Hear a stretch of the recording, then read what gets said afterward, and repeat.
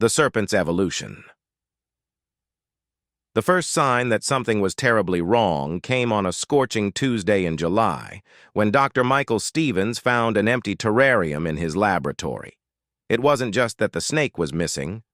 That would have been concerning enough, but the thick, reinforced glass had been dissolved from the inside, leaving behind a perfectly rounded hole and crystalline residue that defied all known properties of snake venom. Michael had been conducting genetic research on various snake species for the past 3 years at the Desert Research Institute, tucked away in the Nevada wilderness. His goal had been noble: to understand snake venom evolution and develop more effective antivenoms. But as he stared at the empty enclosure, a cold dread crept up his spine. The test subjects had been showing unprecedented rates of mutation over the past few weeks, but he'd convinced himself the data was merely anomalous. He was wrong. Terribly wrong. The facility's security cameras revealed nothing about the escape. One moment the Brazilian pit viper was there, and the next, gone, as if it had simply phased through the glass. More disturbing were the noises picked up by the audio sensors. A low-frequency hum just at the edge of human hearing that seemed to pulse in regular intervals. Within hours, 3 more specimens vanished in the same manner. By nightfall, the entire collection, 47 genetically modified snakes representing 12 different species, had disappeared into the vast desert surrounding the facility. The first victim was found 2 days later. Jack Harris, a local rancher, had been checking fence lines on his property when his truck broke down.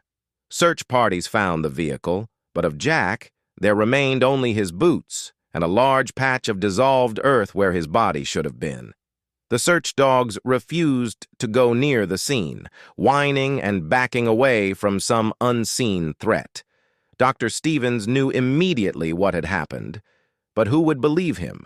How could he explain that his experiments had inadvertently created something new?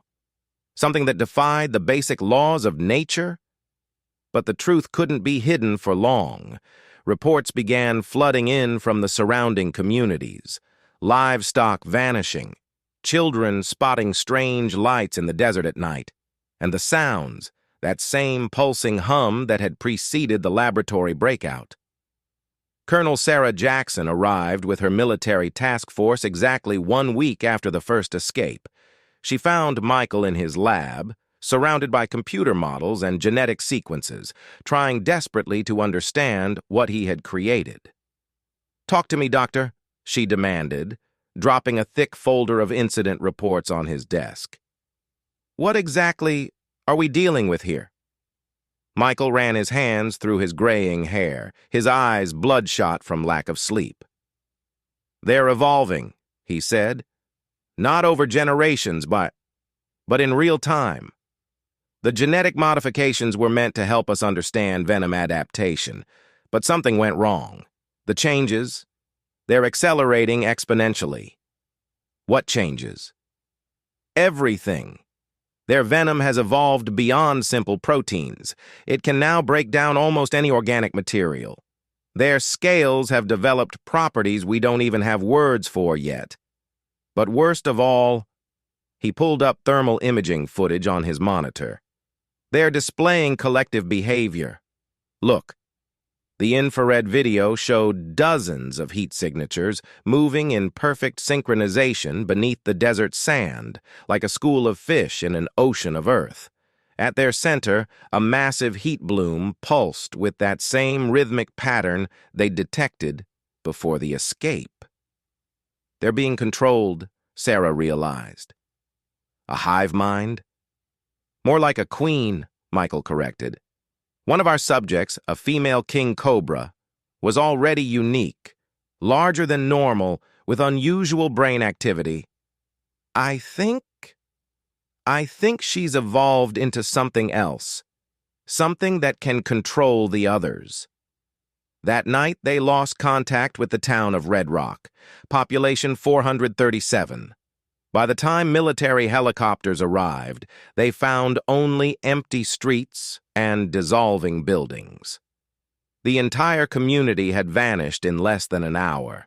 The government couldn't hide it anymore. National Guard units poured into the region.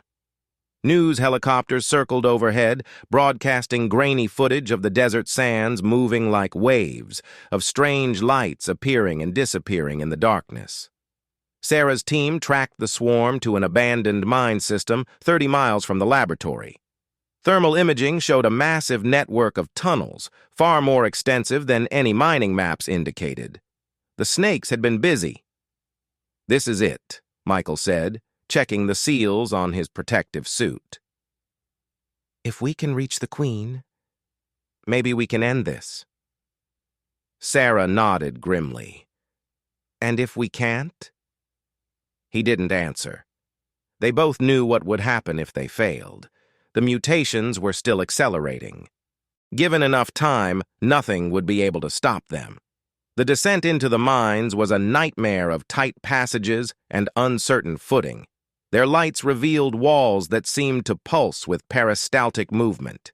The air grew thick with a strange, sweetish odor that their filters couldn't completely block. They found the Queen in a massive central chamber, her body now larger than a city bus, her scales shimmering with impossible colors. Hundreds of normal snakes surrounded her like guards, their eyes glowing with the same eerie red light that pulsed through the Queen's massive form. "My God," Sarah whispered, "what have we created?" The Queen's head turned toward them with terrible intelligence in her eyes. The surrounding snakes began to move in perfect unison, forming patterns that hurt the human mind to look at directly. The battle that followed would never be fully documented in any official report. How could they describe the way reality itself seemed to bend around the Queen's form? How the smaller snakes moved like a single organism, flowing through solid matter as if it were water. How the very air seemed to crystallize and shatter. In the end, it came down to primitive forces, fire and explosives against evolved flesh and venom. They collapsed the entire mine system, burying the horror they had created beneath millions of tons of rock and sand. Weeks later, after the quarantine was lifted and the cover story was firmly in place, Sarah found Michael back in his lab, staring at tissue samples from the few snake carcasses they'd managed to recover. "It's over," she said. "The threat is contained." Michael didn't look up from his microscope. "No," he said quietly. "It's not." He adjusted the focus and motioned for her to look. In the sample, cells were still dividing, still changing, still evolving, even weeks after death. Somewhere in the desert, beneath the shifting sands, something stirred, and deep in the earth, tiny eggs waited in the darkness, pulsing with that same rhythmic hum that had started it all. The evolution hadn't been stopped. It had only begun.